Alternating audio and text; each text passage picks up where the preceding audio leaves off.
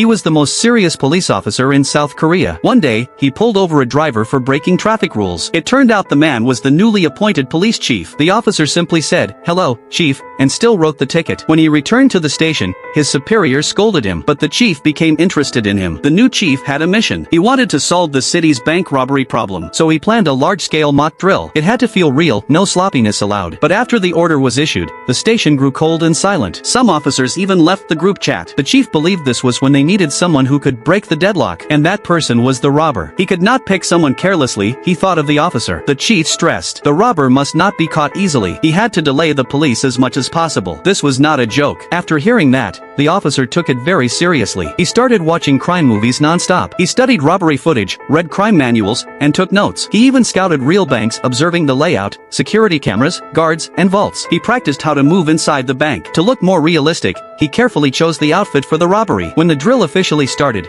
2 undercover cops were already hiding inside the bank. The man took a number at the entrance, then walked up to a teller. He pulled a small notebook from his pocket. On the first page, it read, "Good morning. Don't panic. I have no choice. Please stay calm." But the teller immediately pressed the alarm. The man calmly showed the second page. "I knew you'd do that. Now put the money in the bag." At that moment, one undercover officer stood up. The man spotted the gun on his waist and instantly raised his own gun headshot. Outside, the police mobilized in full force. The chief contacted reporters, telling them to come and cover the scene. He also urged the man to hold the position until the SWAT team arrived in 30 minutes. The man promised to hang on, but he did not know the chief's real plan. The chief wanted his own team to capture the robber before the SWAT team showed up, so he could take credit. The drill continued. When the reporters arrived outside, the chief decided it was time to strike. He planned to take the man down and end the robbery, but the man had already locked the metal doors and pulled down all the blinds. The chief froze. He quickly called the man to remind him that this was just a drill, but the man replied calmly, "A real robber would do this." Then he hung up the phone.